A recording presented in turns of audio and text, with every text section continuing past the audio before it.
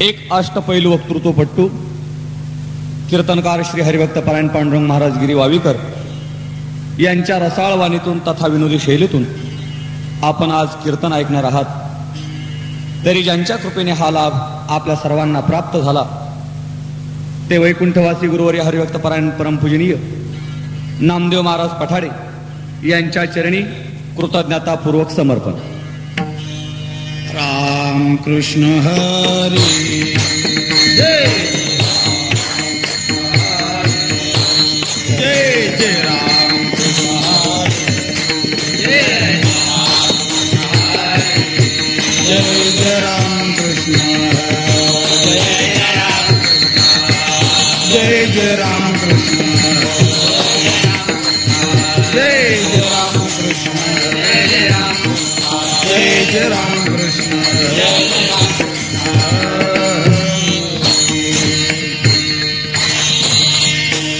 रूप पाहता लोचनी सुख झाले हो सागरी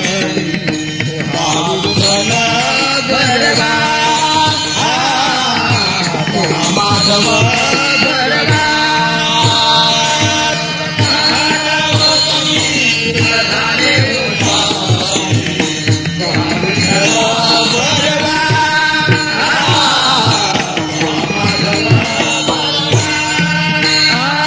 सुकृताची जोडी म्हणून विठ्ठल यावरी तो हा विठ्ठल बलवा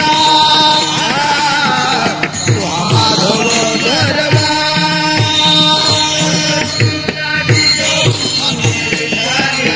तो हा विठ्ठल बलवा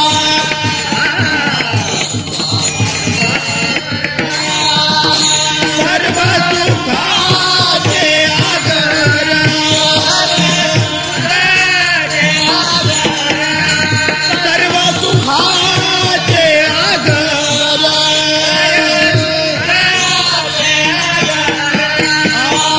सुखाचे आगर बाप रखुमादेवीवर तो हा विठ्ठल बरवा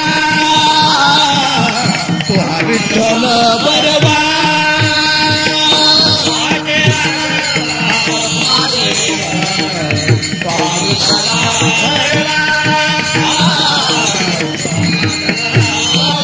जय जय राम कृष्ण हरी जय जय राम कृष्ण हरी जय जय राम कृष्ण हरी जय जय राम कृष्ण हरी जय जय राम कृष्ण हरी जय जय राम कृष्ण हरी जय जय राम कृष्ण हरी राम कृष्ण हरी जय जय राम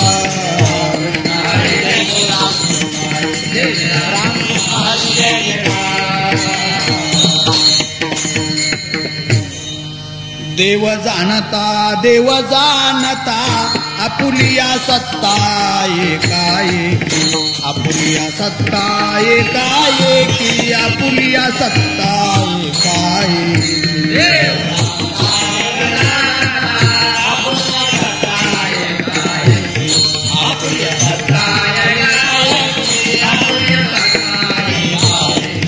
देव चतुर देव चतुर देव चतुर देव चतुर देव चतुर देव चतुर जाणून अंतर वर्ततसे जाणून अंतर वर्ततसे जाणून अंतर वर्ततसे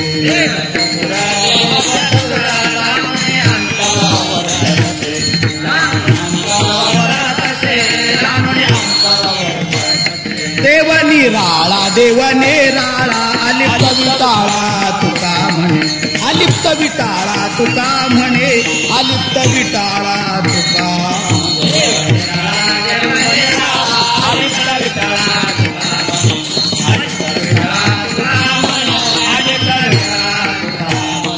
देव चतुर देव चतुर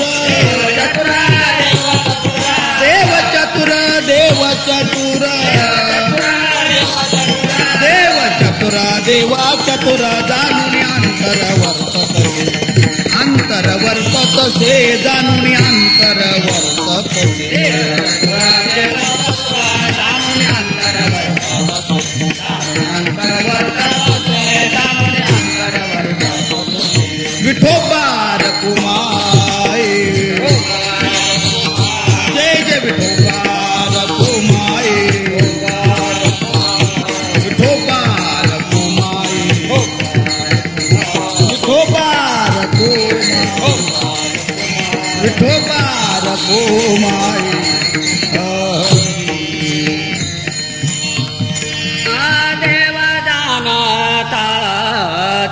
देव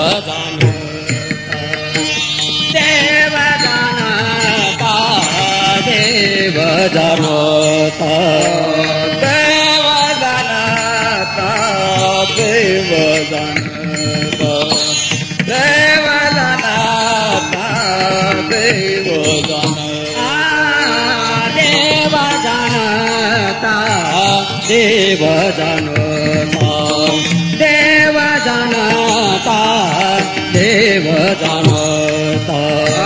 देव जानता देव जानता देव जानता देव जानता आपुलिया सता एकाएकी आपुलिया सता एकाएकी देव चतुर देव चतुर देव चतुर देव चतुर आपुलिया सता एकाएकी आपुलिया सता एकाएकी देव चतुर देव चतुर देव चतुर देव चतुर जानुनी अंतरावताते जानुनी अंतरावताते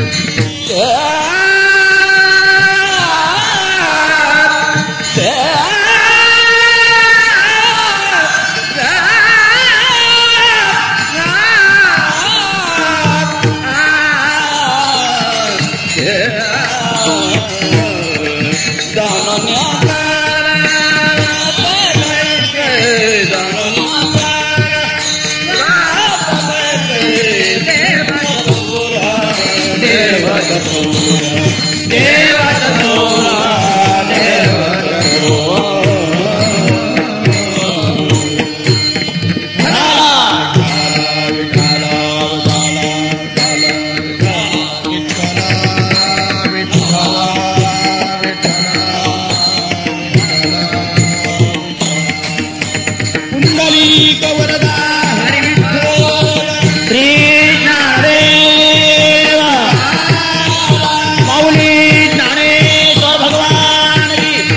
जानने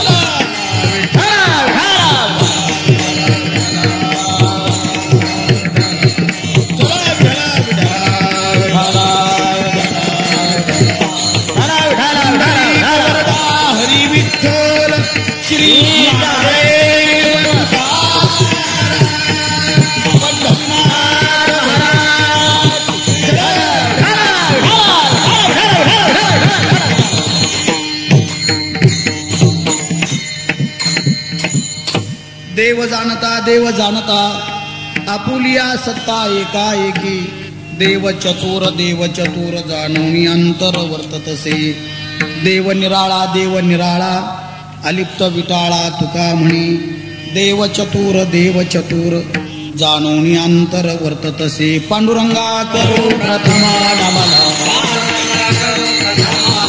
पांडुरंगा करो प्रथमा नमन उतरे चरणा संताचे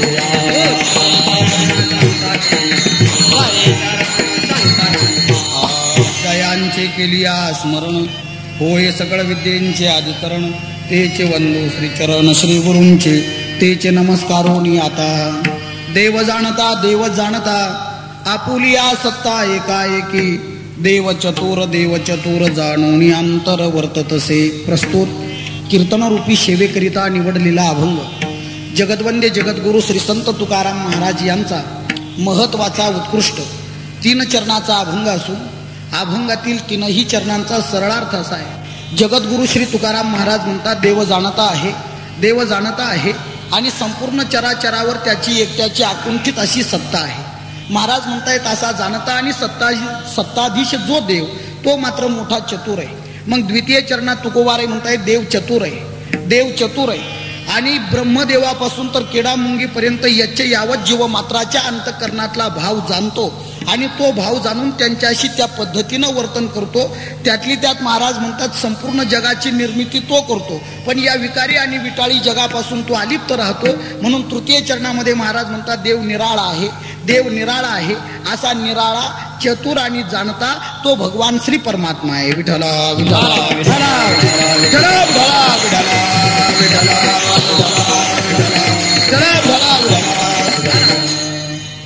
अभंगाचा थोडक्यात महत्वाचा विचार करायचा आहे. तो विचार असा आहे जगद्गुरु श्री संत तुकोबाराय भगवंताच्या बद्दल यथार्थ जाणीव करून देतात. पण एक महत्वाची गोष्ट अशी आहे या अभंगातलं हे जे चिंतन आहे हे चिंतन सर्वांच्या करता नाही. म्हणजे महाराजांचा हा उपदेश सर्वांच्या साठीचा नाही. मग नेमका कुणा करता तर एका विशिष्टांना उद्देशून केलेला हा उपदेश आहे किंबहुना हा बोध आहे की तो एका विशिष्टांना उद्देशून केलाय. मग नेमका कुणाला उद्देशून केलाय ती गोष्ट लक्षात येण्याकरता जगताचा विचार केला तर जगामध्ये 3 प्रकार आहे. पैकी या जगातला एक वर्ग असा आहे तो देवाला मानत नाही जाणत नाही. एक प्रकार असा आहे तो देवाला मानतोही आणि जाणतोही आणि एक वर्ग असा आहे की तो देवाला मानतो पण तत्वाच्या दृष्टीने जसाची तसा मात्र तो देवाला जाणत नाही. असे 3 प्रकार. आता हे 3ही प्रकार या तिघांपैकी जो देवाला मानत नाही जाणत नाही मग त्यांना तुकोबाराय देव कसा ते सांगत नाही. ज्यांनी देवाला तत्वाच्या दृष्टीने मानलंही आणि जसंची तसं ज्यांनी देवाला तत्वाच्या दृष्टीने जाणलंही त्यांना तुकोबाराय देव कसा ते सांगत नाही. मग नेमकं सांगतात कुणाला तर जे देवाला मानतात भाविक आहे पण ज्यांना देव खऱ्या अर्थाने कळालेला नाही त्यांना तुकोबाराय ईश्वर तत्वाची यथार्थ जाणीव करवून देतात. विठला विठला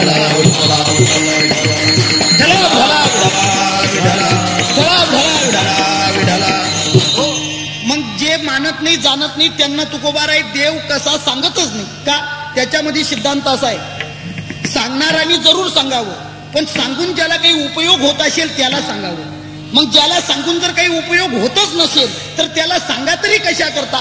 मग तुम्ही अशांना जर सांगतच बसले तर तुमचा टाइमपास होईल, वाचेला व्यर्थ सीन होईल, वाचा श्रमेल परंतु त्याच्यातून तुम्ही ज्याला सांगणार त्याला बोध मात्र होणार नाही.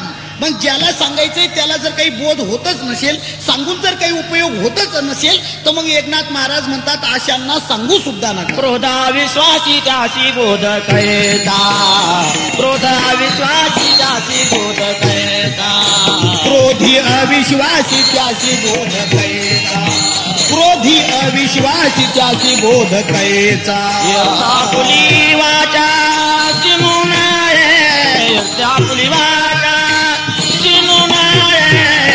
हरिमुखी गाता हार बलिता हरिमुखी गाता हार बलिता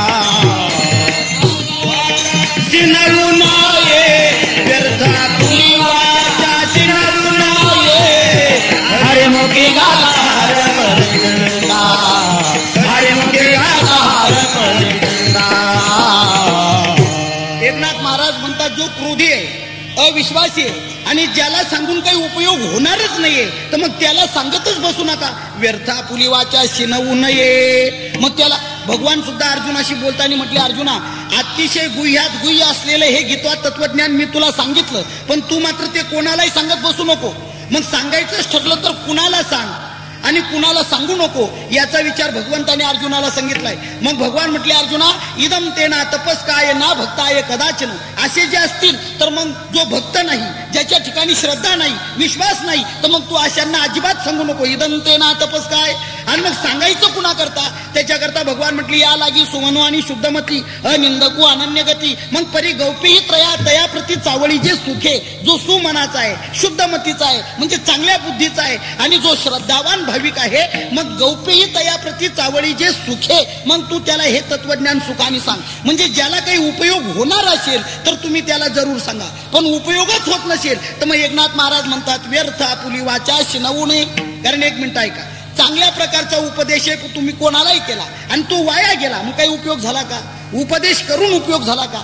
ज्ञानराज माऊलींच्या शब्दांमध्ये बोलायचं ठरलं ना बुवासाहेब, तर मग माऊली म्हणतात, पहा भरपूर पाऊस पडला पण तो खडकावर पडला, काही उपयोग झाला का? उत्तम प्रकारचं बीज तयार केलं आणि ते अग्नीमध्ये टाकलं, काही उपयोग झाला का? माऊली म्हणतात, खडकी जैसे वर्षले का आगी माझी पेरिले. हे जसं व्यर्थ आहे तसं अयोग्य माणसाला बोध करणं सर्वार्थाने व्यर्थ आहे. विठ्ठला विठ्ठला विठ्ठला विठ्ठला.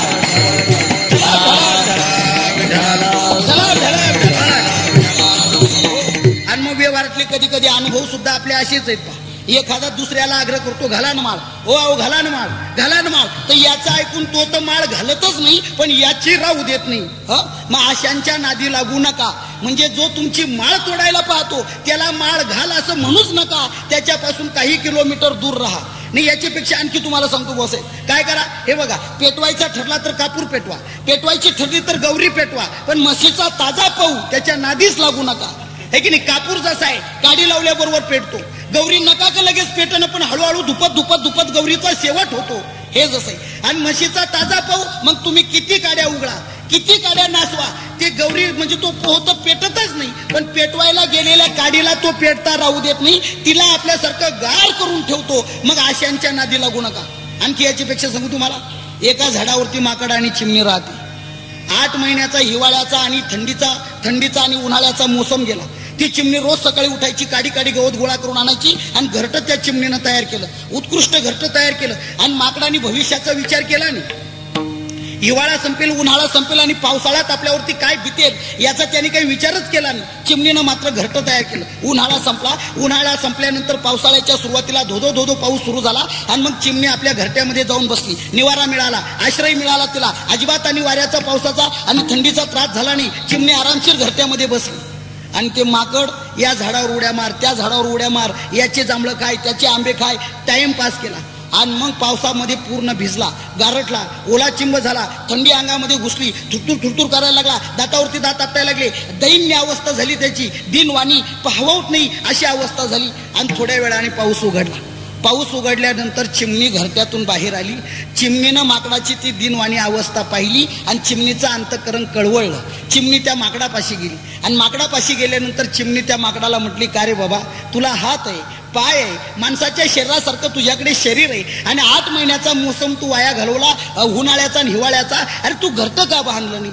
बघ बरं, मी काडी काडी गवत गोळा केलं, काडी काडी गवत गोळा केलं माझ्या शक्तीच्या मनाने आणि मी घरटं तयार केलं. आज मला पावसापासून संरक्षण मिळालं की नाही? मग तू घरटं बांधलं असतं, तुला भिजायचं काम झालं असतं का? थंडीत कुडकुडत बसला असता का? तुला निवारा मिळाला नसता का? तू घरटं का बांधलं नाही? बरं, माझ्यासारखं तू काही म्हणजे कमकुवत आहे का? तुझ्याकडे कशाची कमी आहे का? हात आहे, पाव आहे, आदमी जैशी काया. अरे इतने दिन बीत गए, तूने घरटा क्यों न बनाया? का तू घरटं बांधलं नाही? तुम्ही ऐकता ना सगळे? मग आता एक मिनिट सांगा, चिमणीचा उपदेश योग्य आहे की नाही? बोला ना, चिमणीचा उपदेश योग्य आहे की नाही? योग्य आहे. पण ज्याला सांगितलं ते योग्य आहे का, हे महत्वाचं आहे. चिमणीचा उपदेश योग्य आहे पण ज्याला सांगितलं ते माकड आहे. आणि मग काय उपयोग? माकडाला उपदेश चालतो का? माकड माकड माकड माकडाला उपदेश चालतो का? त्या माकडाच्या मनावरती विपरीत परिणाम झाला, चांगला नाही परिणाम झाला. त्या माकडाने असा विपरीत परिणाम केला. तो म्हटला, एवढी एवढी चिमुरडी काना मागून आली, तिखट झाली, मला तत्वज्ञान शिकवायला लागली, काय समजते स्वतःला, मला ज्ञान सांगते. आणि चिमणीच्या जवळ गेला, एक मारली तिच्या, चिमणी बेशुद्ध होऊन झाडावरून खाली पडली. आणि तितक्याने थांबला नाही बुवासाहेब. ज्या फांदोरीला चिमणीचा घरटा आहे त्या फांदीवरती गेला, ती फांदोरी मोडली आणि चिमणीचं ते घरटं काडी काडी काडी काडी तो खोपा घरटा विस्कटून टाकलं तिचं. म्हणजे चिमणीचा सदुपदेश ग्रहण करून माकडाने तर घर बांधलंच नाही, पण तिला आपल्यासारखं बेघर करून ठेवलं. आशांच्या नादीच लागू नका. विठ्ठला विठ्ठला.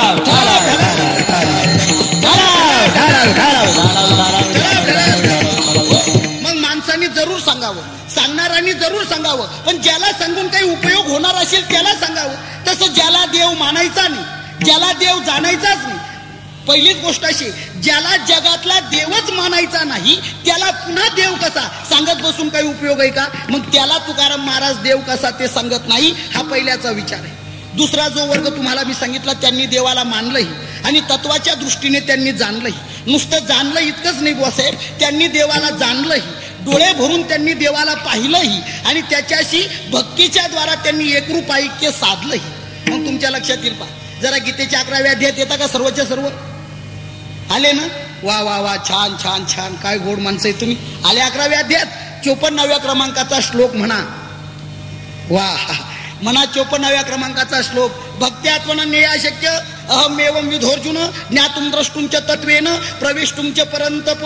आणि याच्या उत्तर पादाचं चिंतन करा तर तिथं म्हटलंय ज्ञातुम म्हणजे जाणला, द्रष्टुम म्हणजे पाहिला आणि प्रवेष्टुम म्हणजे त्यांनी त्याच्याशी एकरूप ऐक्य साधलं. मग ज्यांनी देवाची एकरूप ऐक्य साधलं, ज्यांनी तत्वाच्या दृष्टीने देवाला जाणलं आणि ज्यांनी त्याला डोळे भरून पाहिलं, तो हा रे श्री हरी पाहिला डोळे श्री हरी पाहिला डोळे भरी, तुहारे श्री हरी पाहिला डोळे भरी,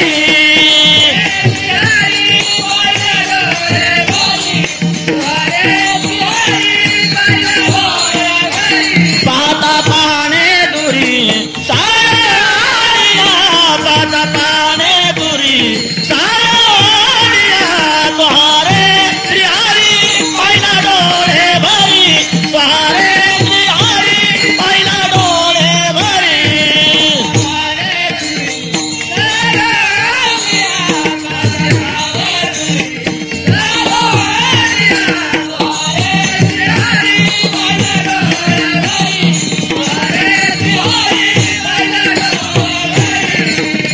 ज्ञानराज माऊली म्हणतात, ज्यांनी त्याला डोळे भरून पाहिला, जे त्याच्याशी एकरूप ऐक्य ज्यांनी साधलं आणि ज्यांनी त्याला तत्वाच्या दृष्टीने जाणला. या सगळ्या बोलण्याचा अर्थ असा आहे की त्यांनी देवाला जाणला. नुसता जाणला इतकाच नाही, श्री संत एकनाथ महाराज म्हणतात त्यांनी देवाला तत्वाच्या दृष्टीने जाणलाही आणि त्यांनी त्याला पोटामध्ये साठवलाही. एकनाथ महाराज वर्णन करतात. विठ्ठला विठ्ठला विठ्ठला विठ्ठला विठ्ठला. एकनाथ महाराज म्हणतात, ओळखीला हरी साठविला पोटी, होता त्याची भेटी दुःख कैचे. मग ज्यांनी हरीला ओळखलंय, ज्यांनी त्याला पोटामध्ये साठवलं, म्हणजे खऱ्या अर्थाने देव ज्यांना कळाला त्यांना पुन्हा देव कसा सांगत बसण्याची गरज आहे का? अहो, ज्या सिद्धांत काय, ज्याला जे कळतं त्याला ते सांगावं लागत नाही. समजा तुमच्या पानसवाडी गावात मी आज प्रथमच आलो, इथं तसा येण्याचा माझा काही संबंध नाही, पण आलो, कीर्तनाचं आमंत्रण मिळालं, मी आलो, गाडीतून उतरलो, मंदिरामध्ये आलो तर 2-4 आपले म्हातारे माणसं 70-75 वर्ष वयाचे एकत्र मिळून गप्पा मारत होते. तर आम्ही गाडीतून उतरलो, त्यांच्यामध्ये चौघांमध्ये येऊन बसलो आणि त्यांना म्हटलो, बाबा हो, तुम्हाला जरा या पानसवाडी गावाचा इतिहास सांगू का? तर ते म्हणतील, तुमच्या डोक्यावर काही परिणाम झालाय का? तुम्हाला कीर्तनाऐवजी ठाण्याला रवाना करू का?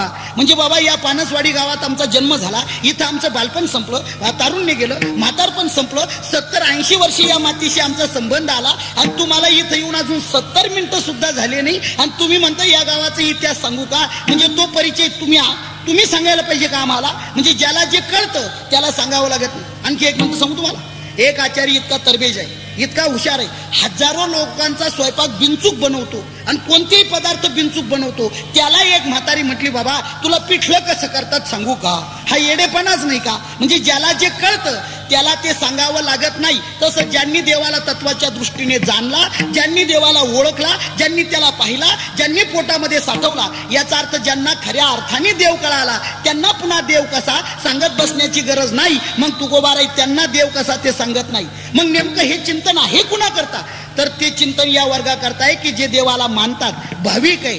भाविक आहे म्हणजे माळ घालतो, वारी करतो, ज्ञानेश्वरी वाचतो, एकादशी करतो, पारायण करतो, म्हणजे श्रद्धावान आहे, भाविक आहे. पण देवाला तत्वाच्या दृष्टीने जसा चितसा त्याने अजून देवाला जाणलेला नाही. मग जो देवाला मानतो पण जो देवाला तत्वाच्या दृष्टीने जाणत नाही त्यांना तुकोबाराय ईश्वर तत्वाची यथार्थ जाणीव अभंगाच्या प्रथम चरणामध्ये देव जाणता, देव जाणता, देव जाणता, देव जाणता, देव जाणता,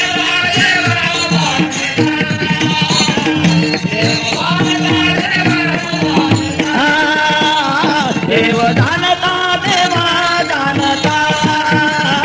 देव जाणता, देव जाणता,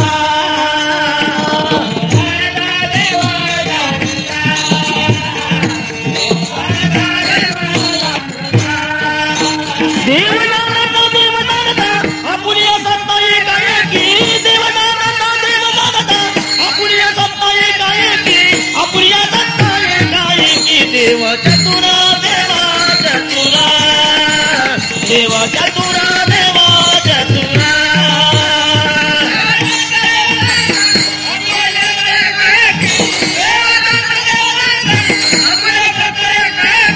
आपल्या सत्ता एक आहे की. देव चतुर, देव चतुर, देव चतुर, देव चतुर. देव जाणता, देव जाणता. महाराज म्हणतायत बापा हो, तुम्ही त्याला जसं समजलं तसा देव नाही, म्हणजेच तुम्ही त्याला जसा जाणला तसा तो नाही.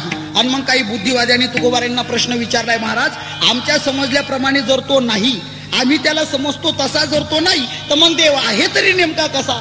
मग पहिली महत्वाची गोष्ट अशी, आपण त्याला जे समजलंय ना बुवा, तर आपल्या समजुतीप्रमाणे आपण देव असा समजला. कसा? एकदेशी, परिच्छिन्न, मर्यादित.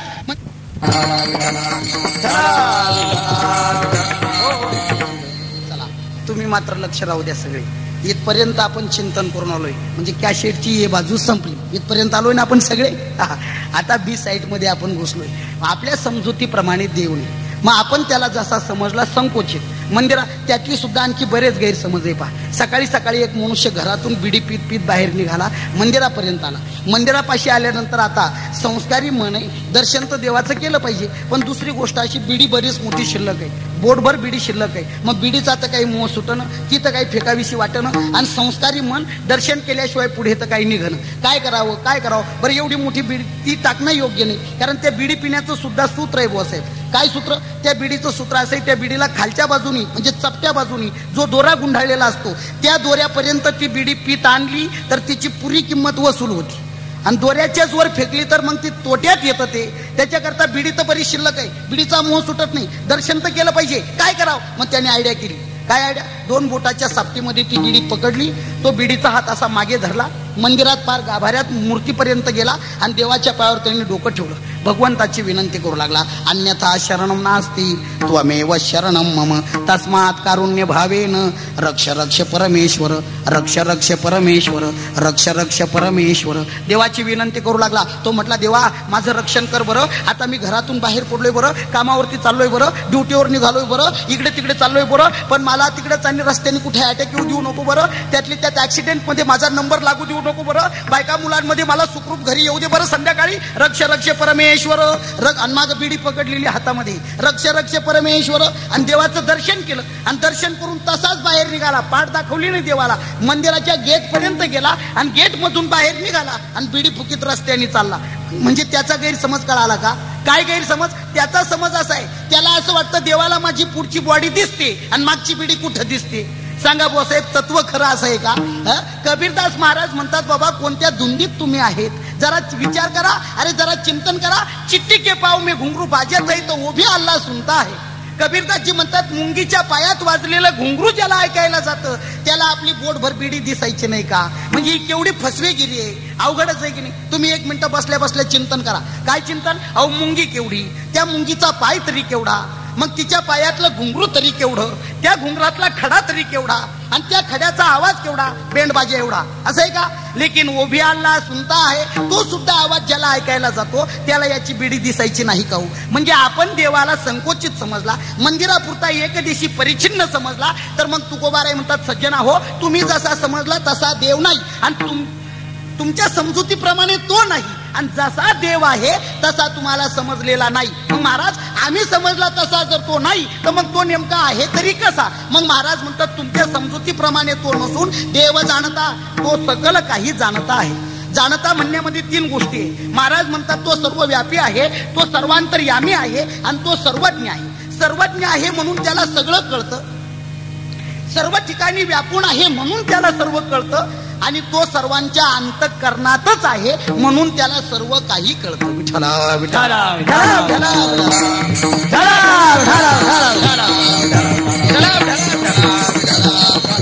मग महाराज म्हणतायत तुम्ही पहा, कधी कधी असा प्रकार होतो. काय प्रकार? काही दुष्कर्म करताना, निंद्य कर्म करताना माणसाला असं वाटतं इथे कोण पाहत. माणसं म्हणतात सुद्धा इथे कोण पाहत. एकूण एकाशी बोलताना ते म्हटले संपतराव काय घाबरतो, इथे कोण पाहत, हे थोडी इथे कोण पाहतो. आता मला एक मिनिट सांगा भाऊसाहेब, इथे कोणी पाहत नाही का? कोणी पाहतं त्याला तुम्ही पाहत नाही, काय उत्तर द्याल? कोणी पाहत नाही असं नाही, कोणी पाहतंय त्याला आपण पाहत नाही. एन चक्षुषान पश्यन्ति, पण एन चाक्षुष पश्यती असं चिंतन आहे. या डोळ्याने आपण त्याला पाहू शकत नाही, पण याच डोळ्याने तो सर्व विश्वाला पाहतो, हे तर सत्य आहे ना. म्हणजे कोणी पाहत. तुम्हाला सांगतो का, घडतं सुद्धा असंच. काय घडतं? मांजर घरामध्ये जातं, म्हणजे घरामध्ये शिरतं, दुधाच्या भांड्यात तोंड घालतं, स्वतःचे डोळे मिटतं, ते मांजर मिठू मिठू दूध पितं, आणि दूध पिताना स्वतःचे डोळे झाकलेले असल्यामुळं त्या मांजराला भोवतालचं काही दिसत नाही. मग त्या मांजराला असं वाटतं इथे कोण पाहतं, इथे कोण पाहतं, पण नेमकंच त्या मांजराला म्हातारी पाहते, त्या म्हातारीला हे मांजर पाहत नाही. तसाच प्रकार आहे. दुष्कर्म करताना माणसाला असं वाटतं इथे कोण पाहतं, कोणी पाहत नाही असं नाही बाबा, जो पाहतो त्याला आपण पाहत नाही हे चिंतन आहे. विठ्ठला मग महाराज म्हणतात तो सर्व व्यापी आहे म्हणून त्याला सर्व कळतं, तो सर्वांच्या अंतःकरणात आहे म्हणूनही त्याला सर्व कळतं. सर्वांच्या अंतःकरणात हो, त्याच्याबद्दलचे सगळे प्रमाण तुम्हाला नेहमी ऐकव. सर्वस्य चाहं हृदय सन्निविष्टो तैसा हृदयामध्ये मी रामू, म्हणजे तो सर्वांच्या हृदयात आहे. एरवी तरी सर्वांच्या हृदय दिसी, म्हणजे जिकडे तिकडे तोच आहे, प्रत्येकाच्या हृदयस्थ तोच आहे. सर्वा घटी राम. ज्ञानोबाराय वर्णन करतात देहादेही एक, म्हणजे तो आपल्या अंतरात. याच्यापेक्षा तुम्हाला सांगतो, दुःशासनाने भर सभेमध्ये जेव्हा द्रौपदीची साडी ओढली तेव्हा द्रौपदीने देवाचा धावा केला. तर तिचा धावा, देवाचा धावा करताना द्रौपदी म्हटली गोविंद द्वारकावासीन कृष्ण गोपी जनप्रिय कौरवै परिभूता माम किम न जानासी केशव. महाभारतातल्या सभा पर्वात हे श्लोक आहेत. तिथं असं वर्णन केलंय की द्वारकेत राहणाऱ्या गोविंदा तुला कळत नाही का, किम न जानासी गोपींच्या प्रिय असणाऱ्या भगवंता तू लवकर धावून ये. पण म्हणताना ती काय म्हटली गोविंद द्वारकावासीन, देवाले. पण देवाला येण्याकरता थोडा उशीर झाला. मग भगवान म्हटले द्रौपदी अगं मी आलोय. द्रौपदी म्हटली आलास तू, पण किती वेळ झाला, का उशीर लागला तुला, तू पानसवाडीला कीर्तन ऐकायला गेला होता का तुला उशीर लागला. तर म्हटले द्रौपदी गैरसमज. काय गैरसमज? म्हटले चूक तूच केली आणि माझ्यावर रागावते. द्रौपदी म्हटली मी चुकले. म्हटले हो तू चुकली, जरा विचार करून बघ, नुसती चुकली नाही टनावर चूक केली तू. काय चुकली मी? म्हटले तू मला हाका मारताना काय म्हटली गोविंद द्वारकावासीन. मग सांग द्रौपदी, मी काय फक्त द्वारकेतच होतो आणि तुझ्या हृदयात मी नव्हतो का? मग द्वारकावासीन म्हणण्याऐवजी तू जर हृदयवासी म्हटली असती तर मी लगेच प्रकट झालो असतो, पण तू द्वारकावासी म्हटल्यामुळे मला तुझ्या हृदयातून निघावं लागलं, द्वारकेत जावं लागलं आणि पुन्हा हस्तिनापुरात यावं लागलं. प्रवास जवळचा आहे का? मग येण्याकरता उशीर होणार नाही का? या बोलण्यातला अर्थ असा आहे. मग त्या द्रौपदीने नंतर धावा करताना ते शब्द बदलले आहे की नाही, मग तिने शब्द बदलवून देवाचा धावा केला. विठ्ठला ती म्हणते कृष्ण कृष्ण महायोगीन विश्वात्मन विश्वभावनम, म्हणजे विश्वात्मन विश्वाच्या अंतर्यामी राहणारा. मग तो सर्वांच्या हृदयात आहे, तो सर्व ठिकाणी व्याप्त आहे. आणि विशेष महत्वाची गोष्ट म्हणजे तो सर्वज्ञ आहे. ज्ञान हे तर त्याचं स्वरूप आहे. श्रुती माता त्याचं वर्णन करताना म्हटली ब्रह्मतत्व जे आहे ना, सत्यम ज्ञान अनंतम ब्रह्म. ब्रह्म सत्य आहे, ब्रह्म अनंत आहे आणि ब्रह्म ज्ञान घन आहे. ज्ञानोबाराय म्हणतात मी सुद्धा ज्याला डोळे भरून पाहिला ना तर तो असाच आहे, सत्य ज्ञान अनंत आणि आकाशापेक्षा व्यापक. मग ज्ञान हे त्या परमात्म्याचं स्वरूप आहे. त्याचं वर्णन करताना माऊली म्हणतात हा सर्वज्ञतेचा ओलावा यादव कुळीचा कुळदिवा म्हणजे तो सर्वज्ञ आहे. मग महाराज म्हणतात सर्वांतर्यामी, सर्वव्यापी आणि सर्वज्ञ असा तो भगवान असल्यामुळे तुम्ही कुठेही करा, काही करा, कसंही करा, कधी करा, त्याला डिटेल न सांगता सगळं कळतं. विठ्ठला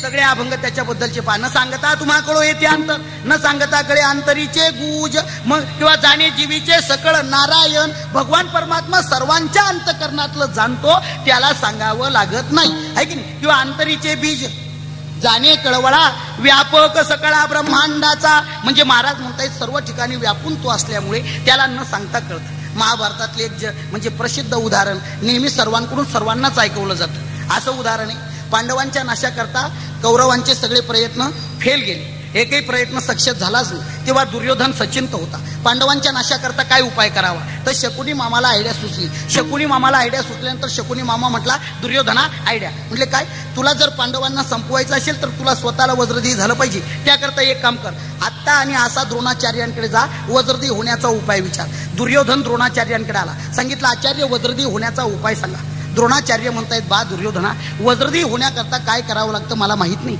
मला उपाय माहित नाही, पण ज्याला उपाय माहित आहे मला त्याचं घर माहित आहे. मग मी तुला त्याचा घर नंबर सांगू का, तुला घर दाखवू का लांबून बोटानी. जरा एक मिनिट ऐकता का वसाहेब, एकामेकाचे घर एकामेकाला लांबून बोटाने दाखवणं हे सुद्धा पुण्याचं काम आहे. खरंच ना, हे सुद्धा पुण्याचं काम आहे. समजा तुमच्या दारात अतिथी आला, तुम्हाला त्याला अन्न पाणी द्यायची सद्भावना झाली नाही तर देऊ नका, पण तुमच्या गावात जो अतिथीचं पूजन करत असेल, सत्कार करत असेल, कमीत कमी त्याचं घर तर दाखवाल की नाही. नका तुम्ही अतिथीला देऊ. अतिथी याच्या दारात आला, ओम भवती भिक्षा अंडी हो काही वाडा, तर तो म्हटला इथे मिळत नाही, मग तिकडे जा. कुठे, जयाचे द्वारी तुळशी वृंदावन, ते तुळशी वृंदावन दिसतं ना, तिकडे जा. पण हे सुद्धा पुण्याचं काम आहे. तुम्हाला सांगतो, हाच दुर्योधन. याच्या दारात 12 वाजता अतिथी आला तर तो कोणाला काही देत नव्हता, पण आलेल्या अतिथीला बोटांनी धर्माचं घर दाखवायचा. प्रसंगात सापडला, क्षुधातूर तृषातूर अन्न पाण्या वाचून तळमळ करत होता. विप्रवेशात भगवान त्याच्या पाशी आले. भगवंताने विचारलं, काय महाराजा, काय दुर्योधना. तो म्हटला तहान लागली हो, मला फार भूक लागली हो, कोणी अन्न पाणी दिल का हो. म्हटले तुम्ही कधी कोणाला दिलं का हो, नाही ना. म्हटले मग आता तुला सुद्धा कोणी तुकडा देणार नाही भाकरीचा, पाणी मिळणार नाही तुला, मी काय करू. एक काम कर. म्हटले काय, आलेल्या अतिथीला ज्या बोटाने तू राजा धर्माचं घर दाखवत होता, तुझ्या त्या बोटात अशी शक्ती निर्माण आहे बाबा, ते बोट चाट म्हणजे तुझं काम होईल. तर दुर्योधनाने ते बोट चाटलं, ढेकर दिला.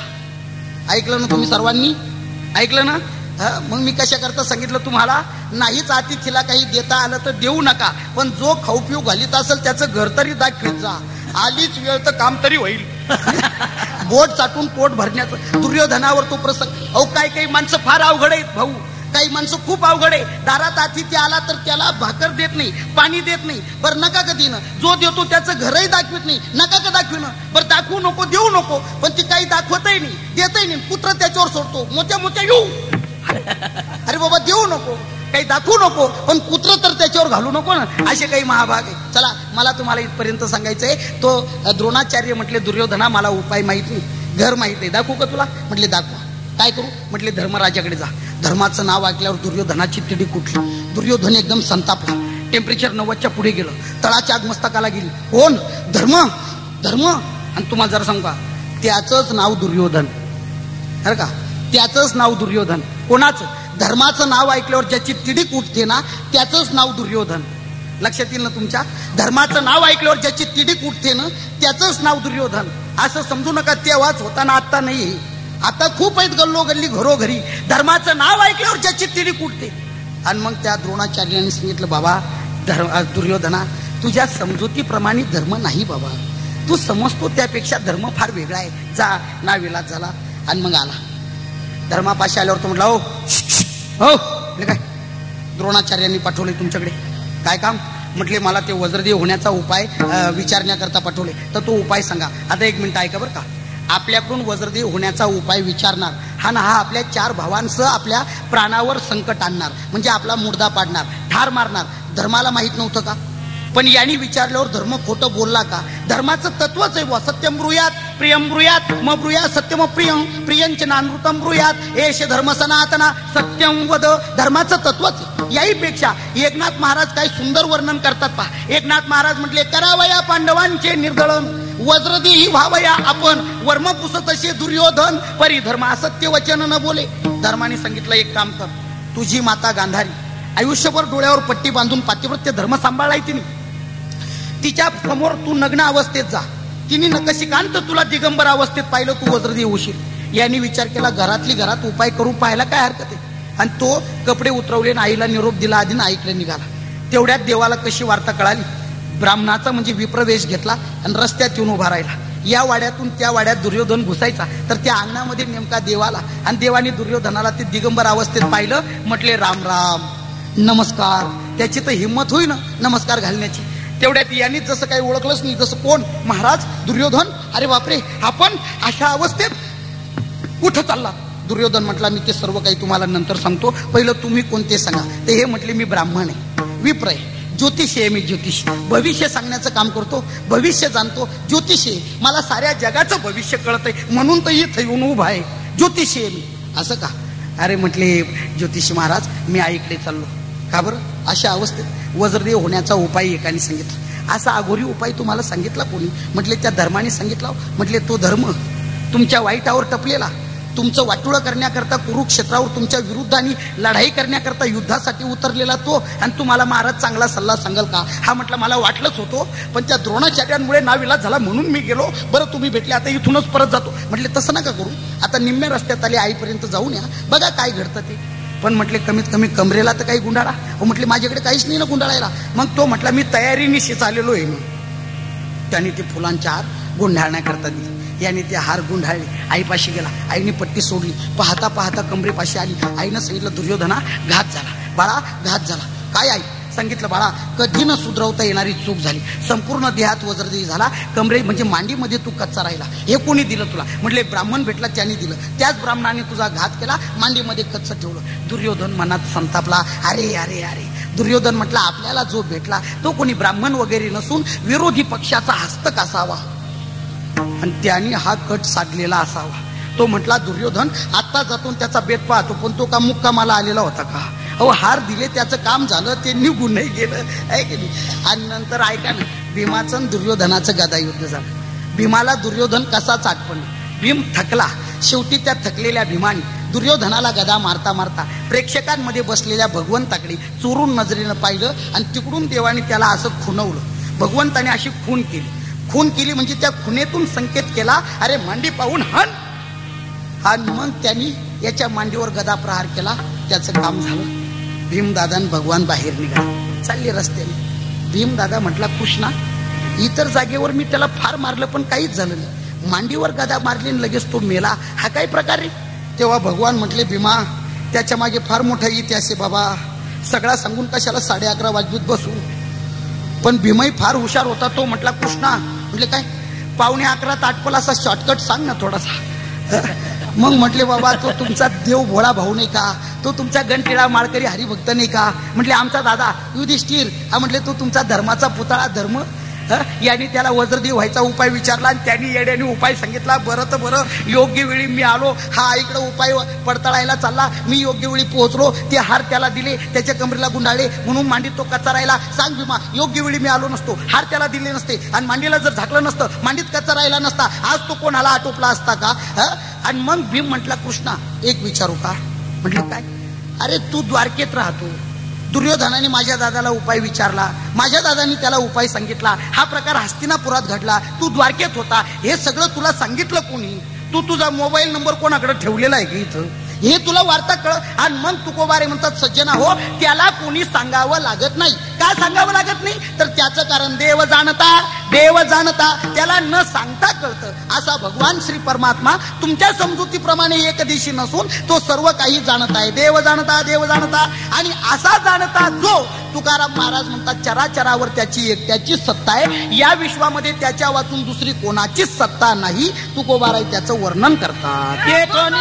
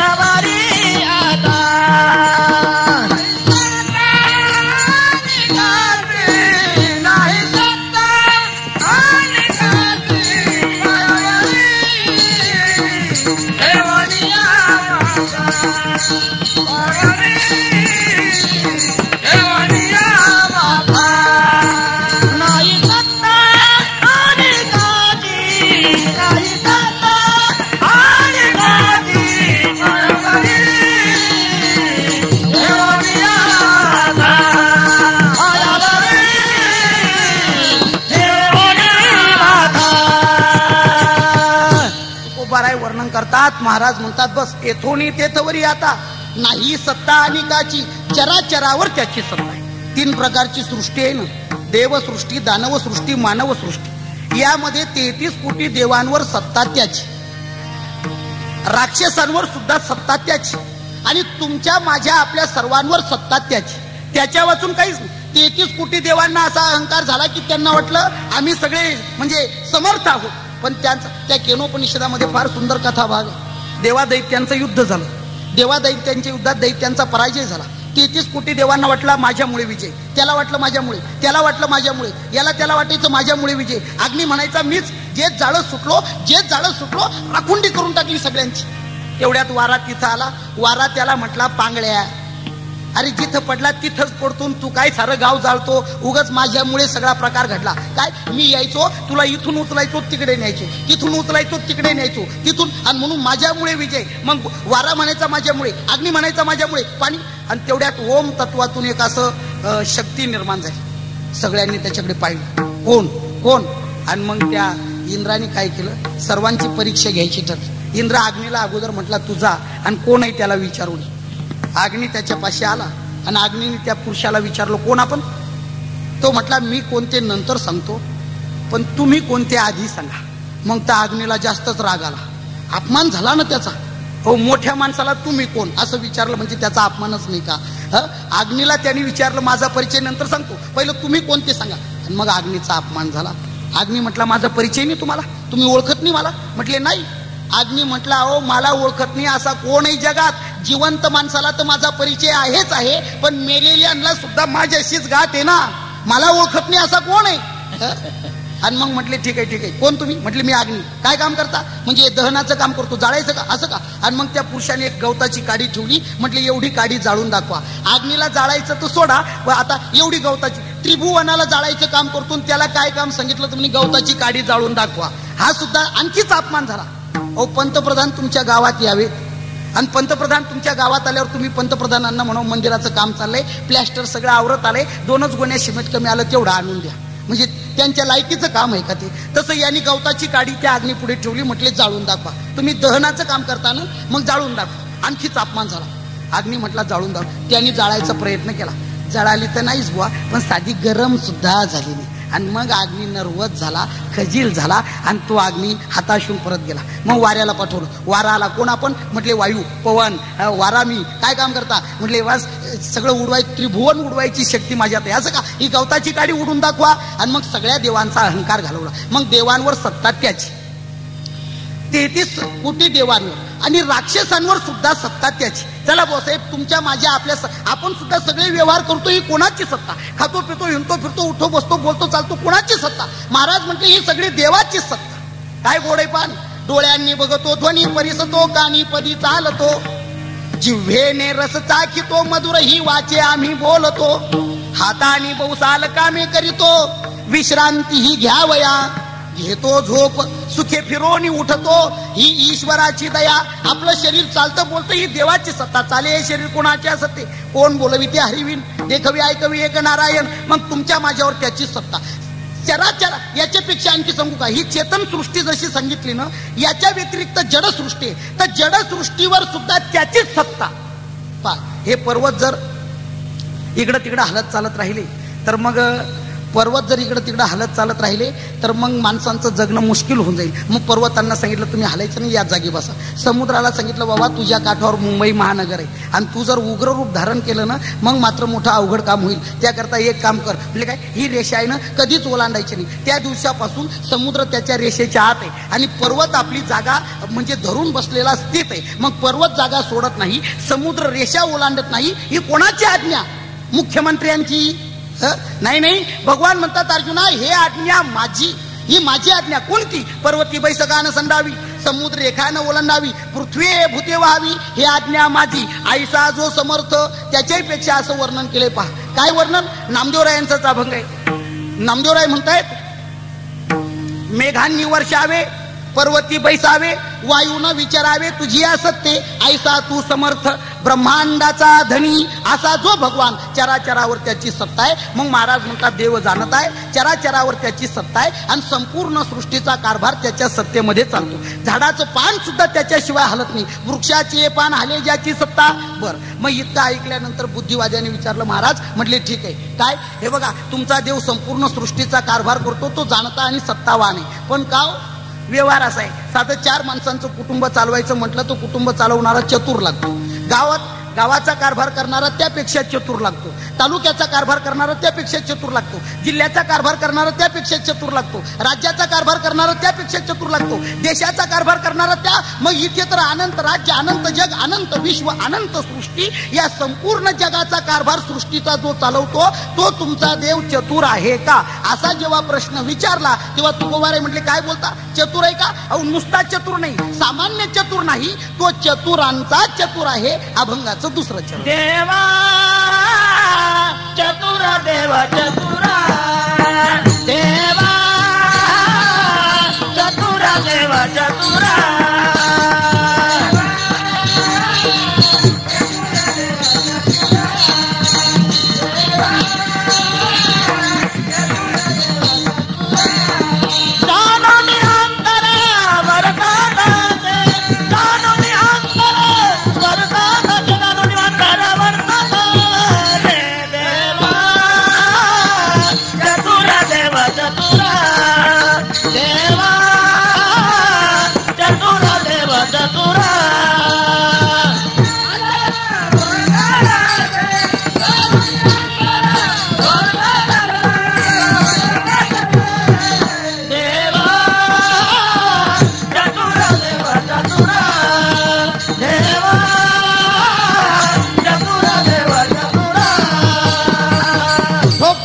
कुमाई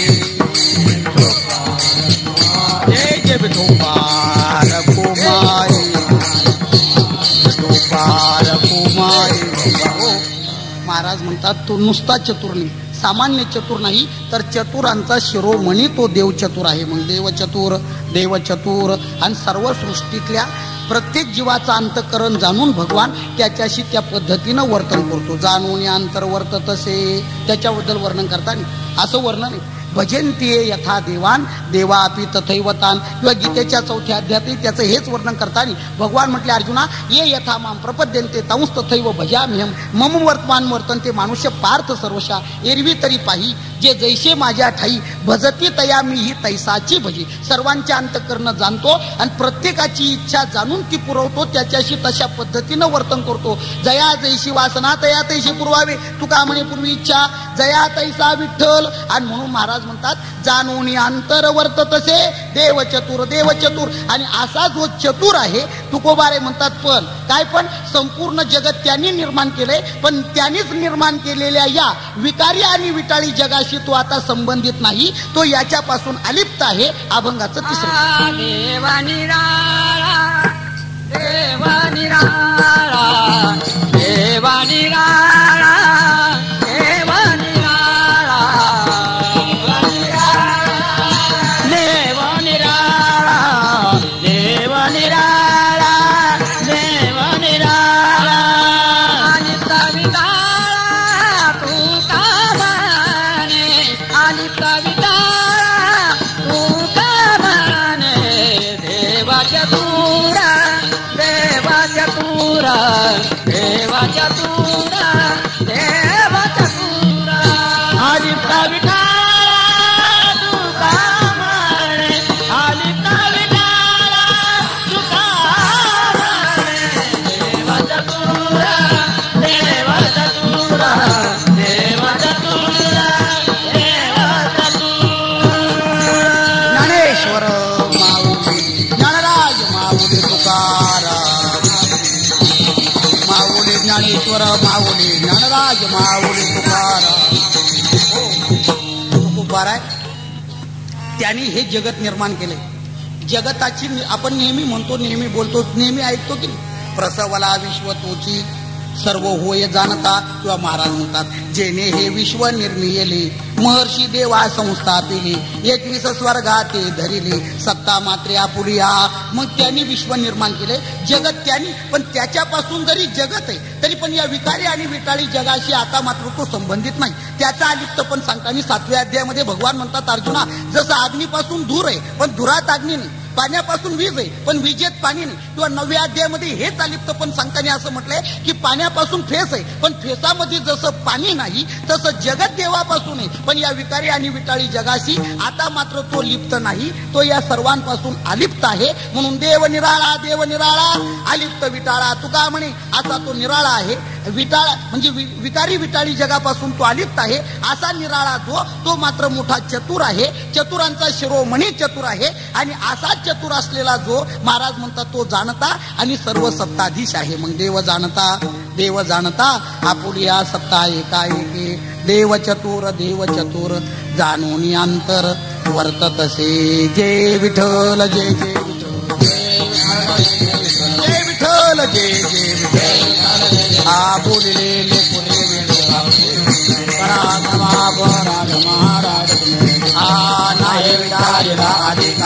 आपुला करा क्षमा परा. तुका म्हणे ज्ञानेश्वरा राजा पाया पैठणकरा. ज्ञानदेव तुकाराम